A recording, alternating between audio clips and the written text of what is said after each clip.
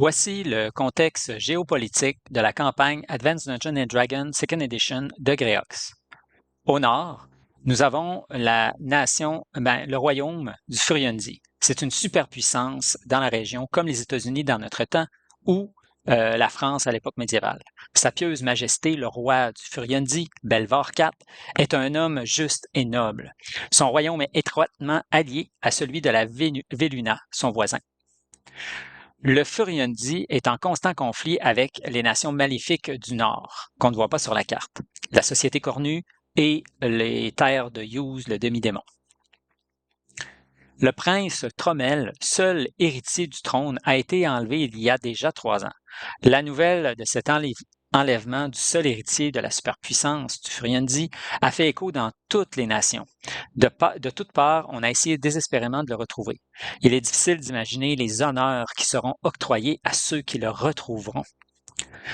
La Véluna, l'archiclérgé de la Véluna est dirigé par sa vénérable référence chanoine de la Véluna, Hazen, berger de la foi. C'est un clerc du dieu Rao. Cette nation a depuis longtemps été une lumière du meilleur de l'humanité. Elle traite ses voisins de façon juste et équitable et défend la cause de la justice à chaque opportunité. Cette nation est le berceau des plus habiles diplomates de la région. La Véluna entretient d'étroites relations avec le Furiondii. Cette maison noble soutient le dirigeant clérical du royaume. Le vicomte semi-indépendant de Verbobank, juste ici, constitue un 8e noble du pays. Le vicomté de Verbobank, où se déroulera principalement la campagne, est dirigé par sa seigneurie le vicomte Wilfrid de Verbobank. Une dizaine de barons se partagent les territoires et imposent leur influence au vicomte. Le vicomté est un petit État semi-indépendant lié au royaume de la Véluna. Le vicomte est un vassal de sa vénérable révérence Hazen, berger de la foi. La région dispose de beaucoup de richesses et ses habitants sont fiers, résilients et accueillants. Une forte population de gnomes occupe les riches collines de Kron. Il y a 7 ans, les hordes sauvages ont attaqué le vicomté. Une alliance des forces du bien a pu repousser l'attaque, mais de nombreuses pertes ont été causées à la population. Ce tragique événement reste toujours solidement gravé dans la mémoire collective. C'est à cet endroit que se déroulera la campagne. Le royaume de Sélène. Le royaume de Sélène est dirigé par Sa Majesté Yolande, reine de Sélène, grande dame du monde elfique. Malgré le fait que ce sont de bonnes créatures, ces elfes n'aiment pas les étrangers. L'entrée dans le royaume par les étrangers est interdite. Peu dans le monde extérieur ont des informations sur la cour elfique. Le royaume maintient tout de même une entente courtoise avec les 3 États du Lec, ici en bas, de l'autre côté des montagnes, avec lesquels elle s'est alliée dans le passé pour chasser les humanoïdes des montagnes de Lortmild. La Wild Coast, ici. La Wild Coast a la réputation d'être un endroit sauvage, rempli de hors-la-loi et d'humanoïdes. Il n'y a pas de capitale, mais seulement quelques villes d'importance. Paradis des mécontents, dissidents, demi-humains, humanoïdes et les exclus des autres États, c'est une région isolée, aux terres peu fertiles, disposant de peu de ressources. La Wild Coast demeure un territoire libre composé de nobles minables, de marchands malhonnêtes, villages de pêcheurs, de villages forestiers, des flibustiers, des mercenaires et des personnes déplacées de toutes sortes. La région n'a jamais été une position souhaitable stratégiquement. Reconnue comme étant un sanctuaire de mal-aimés, un endroit dangereux propice aux aventures. Greox, au nord ici, on a la ville, la cité de Greox et la région sous l'influence de la cité de Greox. Elle est dirigée par la solennelle autorité, le seigneur maire de Greox, Nerof Gasgol. Le maire est élu par un groupe de 12 à 18 oligarques. Cité indépendante en pleine croissance, elle est devenue la métropole de la région. Tout se trouve à Greox. Nous avons ici Divers et la région qui l'entoure. Elle est dirigée par son Excellence Margus, magistrat de Divers. C'est une métropolis du commerce maritime et c'est la cité rivale de Gréox. Nous avons la chaîne de montagnes Lortmil. C'est une chaîne de montagnes basses qui se mélange aux collines, mais qui se compose tout de même de montagnes imposantes. C'est le lieu d'habitation de plusieurs races demi-humaines telles que nains, gnomes, nains des montagnes, des petites gens et quelques tribus de Arokokra, c'est des hommes oiseaux.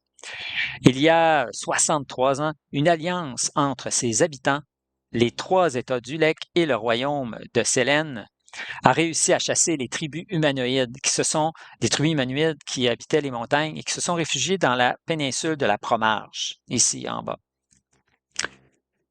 OK, maintenant nous avons la forêt. Elle se divise en 3 parties. La première partie au nord, c'est le bois noueux ou le Gnarly Forest. Le bois noueux est une ancienne forêt remplie d'arbres immenses. La cime des arbres bloque presque totalement la lumière du soleil. Le résultat est qu'on ne trouve que peu de végétation au sol. Il est donc facile de s'y déplacer. La principale population de cette forêt se compose d'elfes sauvages vivant dans des communautés en retrait et de gnomes. Une minorité d'humains y habite en périphérie. Ces humains sont des forestiers guidés par des chevaliers rangers. Les nations de Sélène, Divers et Verbobank et Gréox revendiquent chacune posséder une partie de la forêt. Mais dans les faits, ces habitants ont un esprit de liberté et aucun gouvernement n'a réussi à mater les résistants au fond de cette profonde forêt. Le vicomte de Verbobank est tout de même aimé des gens du nord-est, tandis que la reine Sélène est la favorite pour les gens du sud. La forêt héberge également plusieurs créatures féroces et des bandes d'humanoïdes rôdent toujours en proie au meurtre et au pillage. Ces envahisseurs proviennent de la Promarge, traversant les forêts de Susk et de Wilkwood. Okay. La forêt de Wilkwood. Les arbres de cette forêt atteignent une taille inhabituelle, de sorte que l'ensemble est des plus imposants. Il y a probablement une puissante magie druidique à l'œuvre dans ces bois. La portion est de la forêt fait partie de la Wild Coast. Plusieurs de ces résistants habitent dans ces profondeurs. Les hommes du Welkwood sont braves et robustes, bien connus à travers le pays comme chasseurs, pisteurs et audacieux aventuriers. La portion ouest de la rivière, Joel, fait partie du royaume de Sélène et est habitée par les elfes, créatures féeriques de toutes sortes, même des licornes. Finalement, la Sus Forest. La Sus est un endroit morne, rempli d'arbres épineux, de ronces, de buissons, de fourrés. Ces arbres massifs sont noirs de vieillesse et semblent murmurer et parler entre eux lorsque quiconque ose passer en dessous. L'extrémité ouest de la forêt est une nature différente du reste. Là où elle pousse sur les montagnes de Lormil, les bois sont ouverts et propres. Mais à l'est de la rivière Joel, leur caractère devient menaçant et haineux. Plus on va vers le sud, plus la forêt devient mauvaise, jusqu'à ce qu'elle soit remplie d'une atmosphère oppressante et maléfique. Lorsqu'elle grimpe les collines de Darchensgrab, les bandes humanoïdes du Promarge, en particulier les kobolds, les orques, les gnolls, semblent aimer cette forêt, et des centaines sont connus pour y résider en profondeur, aux côtés des Gibberlings, Ettercap et Sucerus natifs. Il l'utilise également comme une autoroute pour se déplacer vers le nord afin de piller la Wild Coast, Sélène ou même les États d'Ulek et jusqu'à Verbobank.